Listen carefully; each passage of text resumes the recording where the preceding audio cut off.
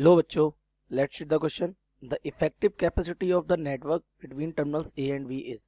तो नीचे आपको एक क्या है, टर्मिनल गिवन है, नेटवर्क, ठीक है। एक टर्मिनल ए है, एक टर्मिनल बी है और उसके बीच में एक ये नेटवर्क गिवन है आपको।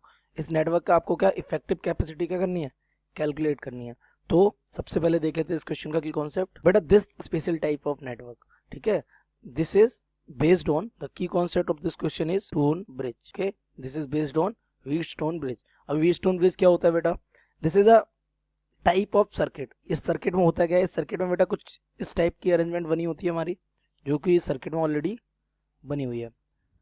हमारे बेटा दो दो कंपोनेंट सीरीज में कनेक्टेड होते हैं और इन दोनों के कनेक्शंस को आपस में एक ब्रिज से क्या कर देते हैं, कनेक्ट कर देते हैं और इसको हम क्या दे देते हैं, पोटेंशियल डिफरेंस प्रोवाइड करा देते हैं। अब अगर आप इस सर्किट को पोटेंशियल डिफरेंस प्रोवाइड कराएंगे तो इस टर्मिनल का जो पोटेंशियल डिफरेंस होता है वही पोटेंशियल डिफरेंस इस टर्मिनल का हो जाता है।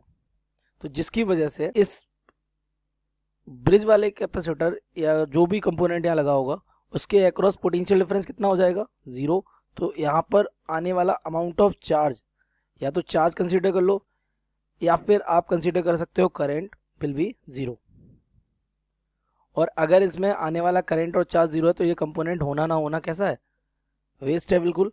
ये पोटेंशियल, दोनों पॉइंट्स के पोटेंशियल आपस में इक्वल कब होते हैं, ये पोटेंशियल इक्वल बेटा तब होते हैं जब इस वाले कंपोनेंट और इस वाले कंपोनेंट का रेशियो और इस वाले कंपोनेंट और इस वाले कंपोनेंट का जो रेशियो होगा वो आपस में कैसा होगा, equal. If x upon y is equals to a upon b हो, तो इस केस में बेटा द करंट और charge through the bridge will be zero.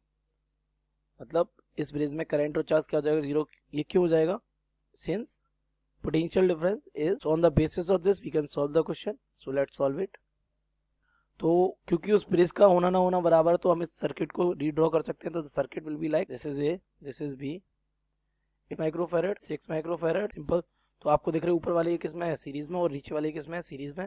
तो हम दोनों को, हम इनको अगर नाम C1, this is C2 are in series, तो इसका हो जाएगा equivalent 1 upon C dash is equal 1 upon 6 plus 1 upon 6, that means 1 upon c dash is equal to 2 upon 6 is equal to 1 upon 3, that is c dash is equal to 3 microfarad।